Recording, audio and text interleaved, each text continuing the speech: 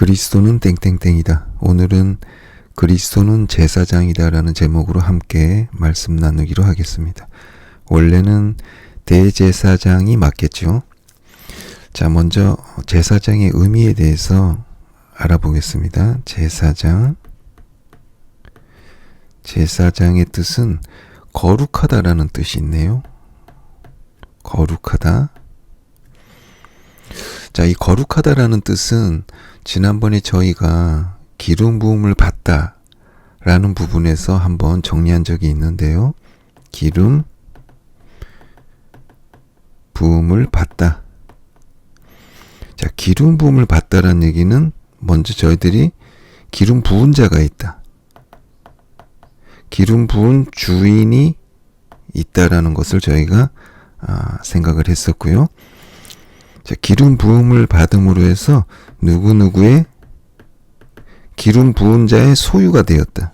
그러므로 타인의 것과 구별되다.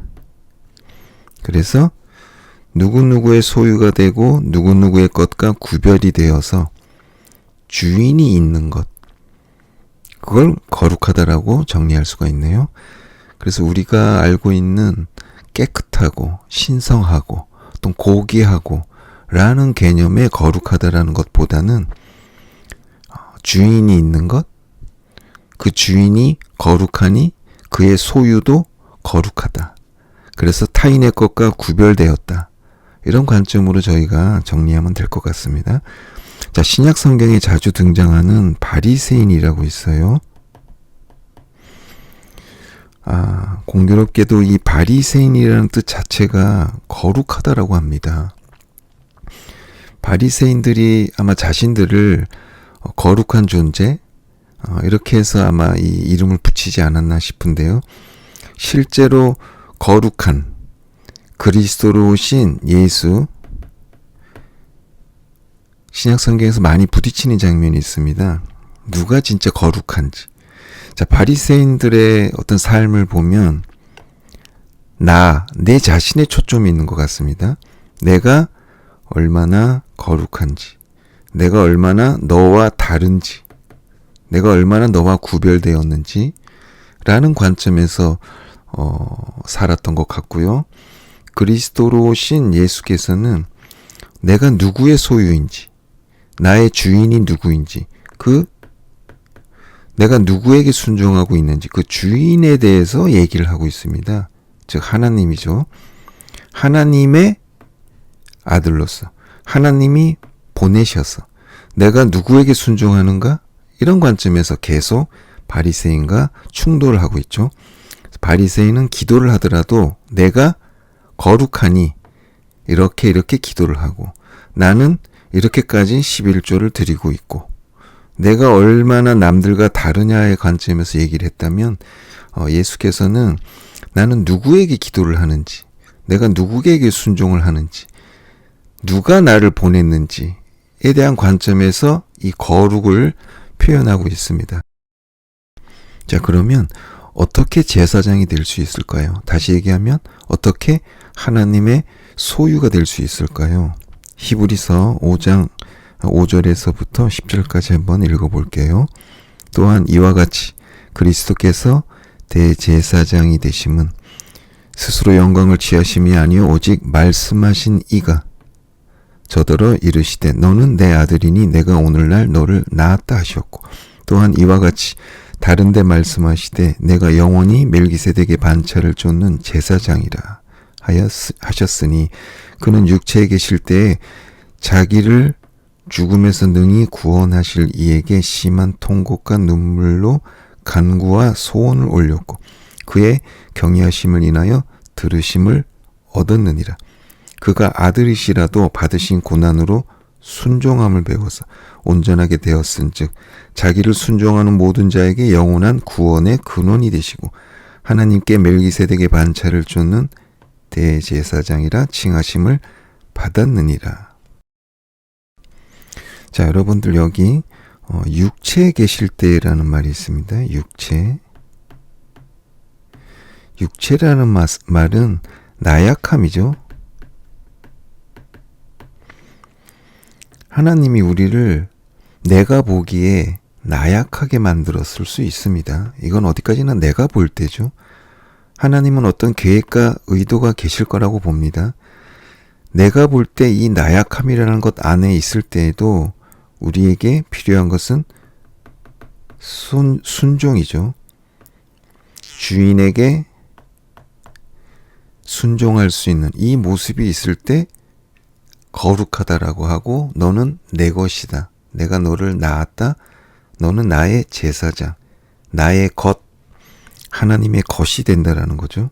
그래서 순종, 제사장이 되는 방법은 저희들이 정리하겠습니다. 종이 되는 거죠. 섬기는 자. 그래서 제사장은 하나님의 집에서 하나님을 섬기는 일을 하는 자들입니다. 그래서 하나님의 소유가 된 자, 다른 것과 구별된 자, 그리고 하나님의 집에서 나약함으로 있으면서도 섬기는 종의 일을 해내는 자. 자, 그러면 하나님이 왜 이토록 우리를 종의 자리까지 데려가려고 하는 걸까요? 왜 우리를 제사장이라는 직분을 주려고 하시는 걸까요? 자, 다른 말씀 한번 보겠습니다. 요한계시록 20장 6절. 이 첫째 부활에 참여하는 자들은 복이 있고 거룩하도다. 둘째 사망이 그들을 다스리는 권세가 없고 도리어 그들이 하나님과 그리스도의 제사장이 되어 1000년 동안 그리스도로 더불어 왕노릇 하리라. 자, 여기 새로운 법칙이 하나 나왔네요. 제사장 그리고 왕이라는 말이 나왔습니다. 자, 하나님이 창세기 1장에 보니까 우리를 자신과 닮게 만들어서 이 세상을 지배하고 다스리게 하자. 자, 왕권을 주시려고 했네요. 최종적으로 우리에게 주시고자 하는 것은 왕인데, 그 전에 무엇이 되어라? 제사장이 되어라. 그러면 순서가 이렇게 되겠네요. 제사장이 1번, 그리고 왕이 2번.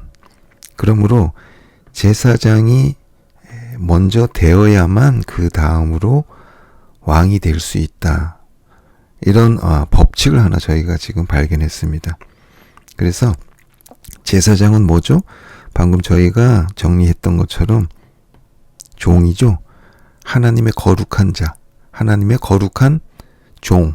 다시 얘기하면 하나님의 소유가 되었고 죽기까지 순종할 수 있는, 그리고 주인이 누구인지 끊임없이 밝힐 수 있는, 주인이 누구인지를 밝힐 수 있는 그 자에게 왕으로 세우신다라는 거네요.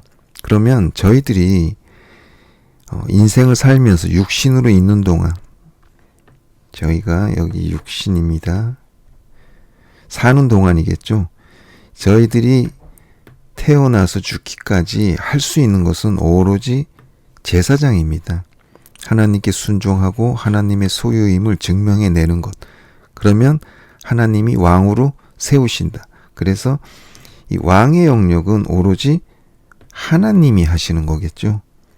그래서 우리가 온전히 하나님의 그릇이 된다면, 하나님의 의도하는 것을 담을 수 있는 종이 된다면, 거기에 하나님의 생각을 담으시고 하나님의 명령을 담으시고, 그래서 왕은 하나님의 뜻을 전하는 자겠죠. 전하는 자.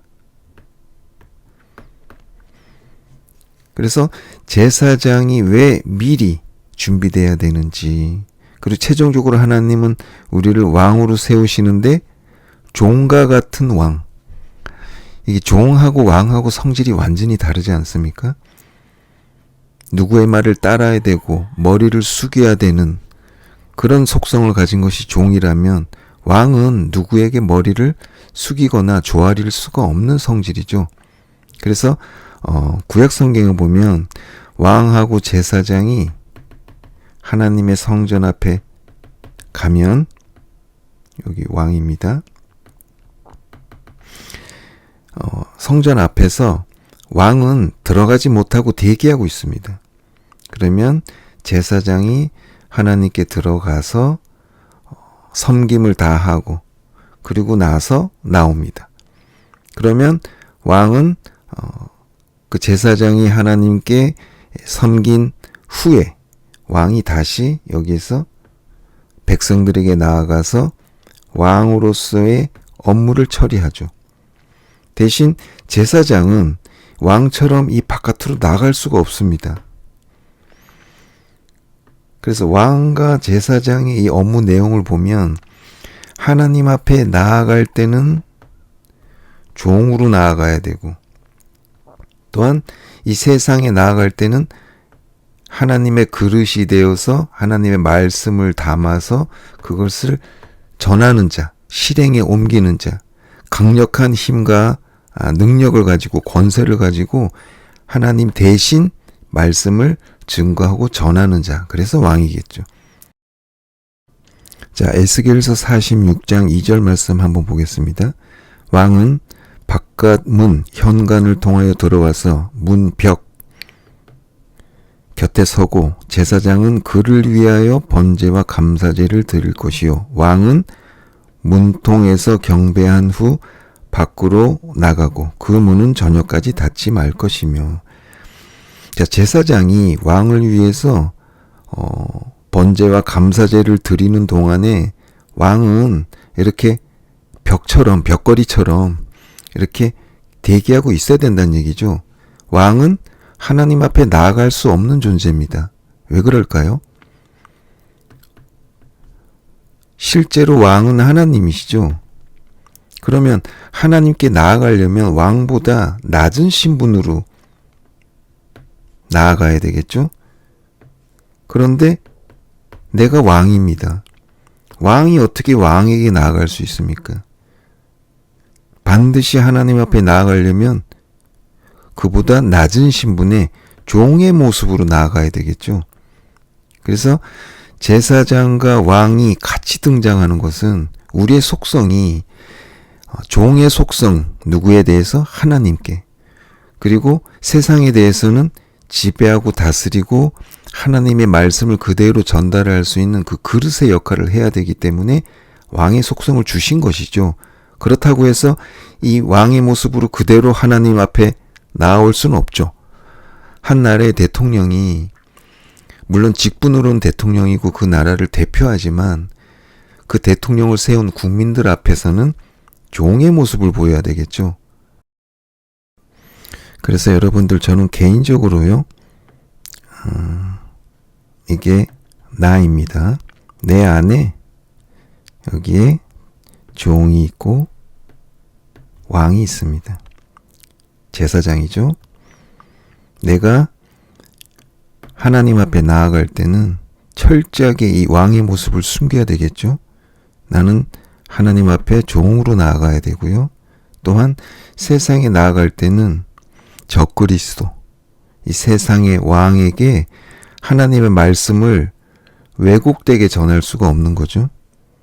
권세와 능력으로 하나님의 말씀을 증거해야 됩니다. 그래서 이 종하고 왕이라는 속성은 내가 가지고 있어야 될 속성입니다. 그래서 그리스도는 제사장이다. 그 말은 다시 얘기하면 그리스도는 왕이시다 라고 볼 수도 있습니다. 그래서 하나님의 종이면서 세상에서는 왕이다. 그런데 이거를 하나님이 우리에게도 그리스도와 함께 왕 노릇을 할 수 있게 해주신다라고 하네요. 자, 그럼 말씀 한 구절 더 보겠습니다. 창세기 16장 1절에서 2절. 아브람의 아내 사레는 생산치 못하였고 그에게 한 여종이 있으니 애굽 사람이요 이름은 하갈이라.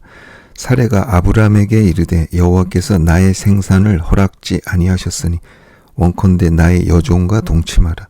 내가 혹 그로 말미암아 자녀를 얻을까 하노라 하매 아브람이 사레의 말을 들으니라. 자, 여기 보니까요. 사레가 나옵니다. 자, 사레 안에는 아까 이 방식으로요. 여기 하나님께 섬겨야 될 종의 속성이 있고요. 또 아직 주인을 모르는 아직 교만한 상태의 왕, 지배하고 다스리고 싶은 이런 속성이 있겠죠. 그랬을 때 사례가 자식을 낳지 못했다는 얘기는 하나님과 결혼하지 못했다는 얘기죠. 하나님과 연합되지 못했다. 하나님이 주인인데 연합하려면 어떻게 해야 되죠? 종의 모습으로 가야 되겠죠. 하나님은 남편이고 나는 그러려면 아내가 돼야 되고, 하나님이 아버지라면 나는 연합할 수 있는 아들이 돼야 되겠죠. 그래서 사례가 자녀를 낳지 못했고 생산치 못했다라고 하니까 아마 아직까지는 사례가 하나님 앞에서 왕의 속성만을 내놓은 것이 아닌가라고 생각합니다. 그래서 아브람에게 나의 여종과 동침하라.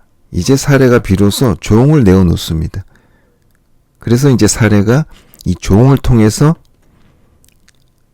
자녀를 낳죠. 이렇게 내 안에 종의 속성과 왕의 속성이 있는데 우리는 먼저 종의 속성을 내어놓아야만 하나님하고 연합할 수 있고 자녀를 낳을 수 있다. 그 다음에 주어지는 것이 왕이라는 거죠. 그렇게 해서 낳게 된 아들, 하나님과 연합한 그 결과물이 바로 왕이라는 것입니다. 그래서 순서가 하나님과 연합할 수 있는 종의 모습, 아내의 모습, 순종하는 모습, 그걸 통해서 나온 그 결과물, 그것이 바로 아들, 남자죠. 통치하고 지배하고 다스릴 수 있는 왕권을 가진, 하나님과 동일하고 하나님과 같은 권위를 가진 그런 왕을 우리가 손에 얻을 수 있습니다. 그래서 이거를 제사장과 왕이 따로따로 있는 것이 아니라 내 인생 안에서 이렇게 우리가 한번 생각해 볼 수가 있습니다. 그래서 우리는 왕을 목적으로 사는 것이 아니라 내 안에서 철저하게 종으로 모든 인생을 채우는 것입니다. 내가 육신으로 있는 동안에 온전하게 이 종으로 채우면 왕은 그냥 저절로 하나님이 태어나게 하시고 하나님이 명령하시고 내가 너를 오늘날 낳았도다. 그래서 내가 왕이 됐는지 안 됐는지는 하나님이 하시고 사람들이 알겠죠. 그래서 예수가 십자가에 달리셨을 때 비로소 그 백부장이 이는 하나님의 아들이다 라고 주위 사람들이 인정합니다. 하나님이 인정하십니다. 내가 왕이 되려고 하는 것, 그것이 바로 적그리스도겠죠. 종이 되지 않고서 왕이 되려고 하는 자, 제사장이 되지 않고 직접 왕이 되려고 하는 자, 내가 왕의 모습으로 하나님하고 한번 만나보려는 자, 내가 제사장이 되지 않고 하나님하고 거래를 하려고 하는 자, 하나님의 그 계획을 건너뛰고서 종의 그 계획을 건너뛰고 곧장 왕으로 가려고 하는 자, 이런 자들이 적그리스도라고 할 수 있겠죠. 그래서 우리는 하나님 앞에 먼저 제사장이 되고 그러고 나서 이 왕권을 받아야 되겠죠. 그래서 그리스도로 오신 예수께서는 철저하게 어떻게 하면 하나님의 왕권을 받을 수 있는가 방법을 가르쳐 주신 분이고 보여주신 분이죠. 그래서 저와 여러분들이 그리스도가 먼저 제사장을 거쳐서 왕이 되었듯이 우리들도 왕 같은 제사장이 되는 축복이 임하기를 기도하겠습니다. 감사합니다.